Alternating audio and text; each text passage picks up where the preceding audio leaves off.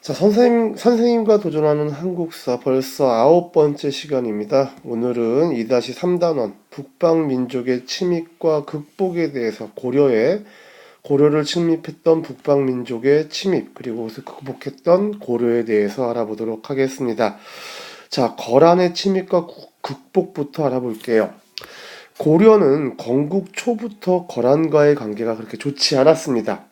이유는 북진 정책을 추진하는 고려, 당연히 거란과 사이가 좋지 않았겠죠. 거기에다가 거란이 발해를 멸망시킨 후 고려는 거란을 적대시했습니다. 자, 발해가 어떤 나라를 이었던 나라죠? 그렇죠. 바로 고구려를 이은 나라입니다. 고려 또한 고구려를 이었던 나라이기 때문에 이 거란을 좋게 생각하지 않았겠죠. 어떤 일이 있었느냐? 태조 왕건이 거란 사신을 귀양 보내고요. 그들이 가져온 낙타를 굶어 죽게 하는 일이 있을 정도로 굉장히 양국 간의 관계가 안 좋았고요.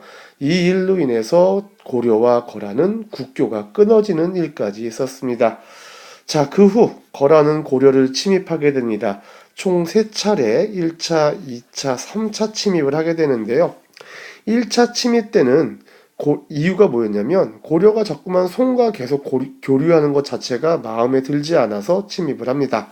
이때는 바로 서희가 단판을 벌여서 거란을 물러나게 합니다.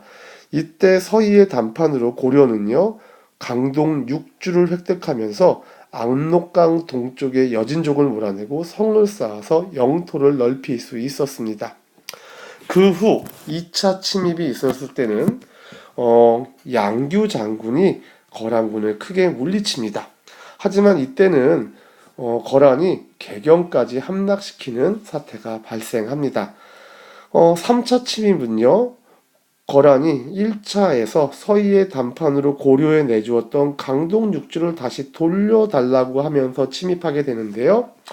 우리가 익히 알고 있는 강감찬 장군이 후퇴하는 거란군을 추격하여 귀주에서 큰 대첩, 귀주 대첩을 이루게 됩니다.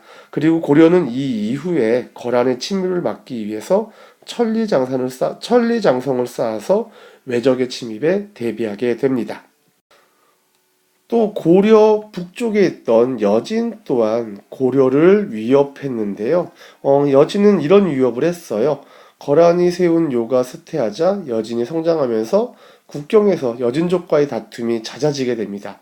다행히 윤간의 활약으로 여진을 물리치게 되는데 이때 윤간 장군이 여진을 물리치기 위해서 만든 부대가 별무반이라고 하는 특수부대입니다. 여진에 대항하기 위해 만든 기병 위주의 특수부대였죠. 그리고 동북 구성을 쌓습니다. 새로 차지한 땅에 9개의 성을 쌓고 고려의 영토로 삼게 되는데 결국은 여진이 돌려달라고 계속 청하자 이를 돌려주면서 여진과의 관계를 좋은 관계로 바꾸게 노력을 하죠. 고려 시대의 가장 큰 외세 침입은 바로 이 몽골입니다. 이 몽골의 침입과 고려의 저항을 잠깐 알아보면요. 우선 몽골이라는 나라가 어떤 나라인지 알아볼게요. 몽골은 세계적인 대제국으로 성장해서 고려를 위협합니다. 고려에 왔던 몽골 사신이 피살당하는 것을 구실로 그리고 고려를 침략하게 됩니다. 몽골은요, 고려 여러 곳을 여러 번 침입하게 되는데 이 고려는 여러 차례 걸친 몽골의 침입을 귀주성에서 한 번, 처인성에서 한 번, 죽주성에서 한 번 막아냅니다. 하지만 이런 계속된 침입에 고려는 강화도로 수도를 옮기게 됩니다. 고려의 피해를 보면요, 몽골과의 오랜 전쟁으로 국토가 황폐해지고요, 초조대장경이라든가 황룡사 구축 목탑과 같은 문화재가 불타는 피해를 입게 됩니다. 몽고의 계속된 침입으로 인하여 강화도로 수도를 옮겼던 고려는 결국 도읍을 다시 개경으로 옮기고 몽고와 화친을 맺으면서 전쟁을 끝나겠다는 몽골의 요구를 받아들입니다. 하지만 몽골과의 화친을 반대하던 사람들이 삼별초 항쟁을 일으키는데요. 삼별초는 원래 치안 임무를 맡고 있던 부대였는데 몽골의 침략에 저항하는 과정에서 정규군으로 편성이 되었고 개경 환도를 거부하면서 몽골에 맞서 싸우기로 결정을 합니다. 강화도에서 저항을 하다가 패배하자 진도로 이동해서 저항을 하고요. 최후에는 제주도까지 가가지고 마지막을 맞이하게 됩니다. 고려가 강화도로 도읍을 옮긴 이유는 강화도는 육지와 사이에 물살이 굉장히 센 바다가 있었기 때문에 몽골군을 방어하기에 유리했어요. 그리고 한강을 통해서 육지와 교통이 편리했기 때문에 강화도로 도읍을 옮겼습니다. 자, 이렇게 되면서 고려는 거의 60년간 몽골 원의 간섭을 받게 됩니다. 자, 어떤 간섭이었냐? 원의 간섭의 대표적인 것은 고려의 왕자는 무조건 몽골로 인질로 삼아서 원나라로 데려갔습니다. 그리고 이 이후부터 이 원나라로 갔던 왕들의 이름을 보면 다 충자가 들어갑니다. 뭐 충렬왕, 충성왕, 바로 다 원나라에 충성하겠다는 의미로 이름을 그렇게 지었죠. 자, 그러던 중에 원나라의 힘이 약해진 틈을 타서 공민왕이 개혁을 하게 되는데요. 개혁의 내용을 보면요. 원에서 돌아온 당시 유행했던 몽골 풍습을 금지하고요. 고려의 전통을 되살리는 일에 앞장섰습니다. 그리고 원나라로부터 빼앗긴 고려의 땅을 되찾아서 나라의 힘을 키우기에 노력을 합니다.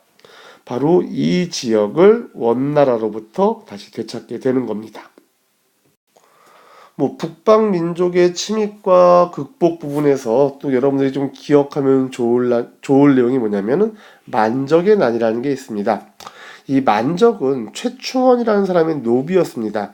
자, 이 최충원은 무신 정권의 지도자였는데요. 그때 이 첨린 출신도 높은 관직에 오르는 것을 많이 봅니다. 그러니까 무신만 되면은 잘하면 정권을 잡는 그런 모습을 보고 이 만적이 장수와 재상의 씨가 어찌 따로 있겠는가라고 하면서 신분 차별을 없앨 것을 주장하면서 봉기를 일으켰던 게 바로 만적의 난입니다.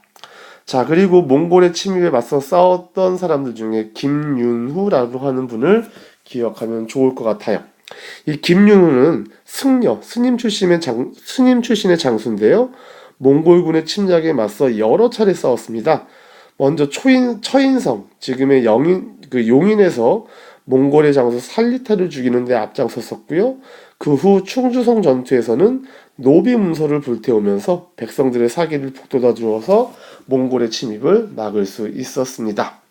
자, 이렇게 북방민족의 침입과 극복 핵심 개념 문제 확인해 보겠습니다. 고려는 거란의 1차 침입 당시 서희의 외교 담판으로 그렇죠. 강동 육주라고 하는 북쪽 영토를 찾게 됩니다.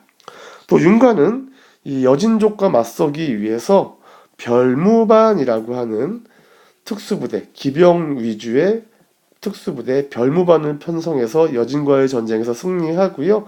그리고 여진을 물리친 그 자리에 동북 구성이라고 하는 성을 쌓고 영토를 확장합니다. 물론 이 동북 구성은 다시 나중에 여진족을 달래기 위해서 돌려주게 됩니다. 자, 그리고 이제 몽골의 침입 이후에 고려는 계속 원나라, 몽고가 세웠던 나라 이름이 원나라인데 이 원나라의 간섭을 받던 중에 이 원에서 돌아온 이 왕, 자, 원나라의 간섭에서 벗어나기 위해서 최초로 노력한 왕 바로 공민왕입니다. 공민왕의 노력으로 몽골 풍습을 금지하고 고려의 전통을 되살리는 일을 시작하면서 원의 간섭에서 벗어나기 시작합니다. 자, 오늘 북방민족의 침입과 극복에 대해서 간단하게 알아보았습니다. 모두 수고하셨습니다.